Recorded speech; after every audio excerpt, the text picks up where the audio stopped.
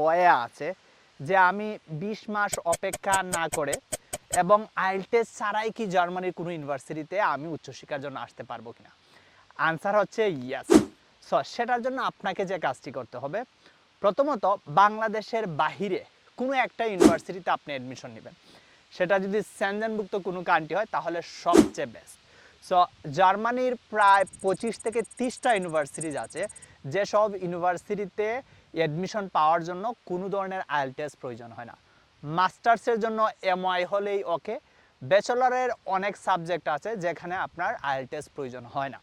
Even for example আমরা Hungary থেকে জার্মানির প্রসেস করে থাকি। সো হাঙ্গেরি থেকে আপনি যদি জার্মানিতে উচ্চশিক্ষার জন্য আসেন, হাঙ্গেরি যে এম্বাসি আছে সেখানেও আইএলটিএস ম্যান্ডেটরি না। তার মানে আপনি যদি ইউনিভার্সিটিতে অ্যাডমিশন পেয়ে যান, হাঙ্গেরি থেকে খুব সহজে জার্মানিতে উচ্চশিক্ষার জন্য আসতে পারবেন। নো আইএলটিএস, নো টিউশন ফি।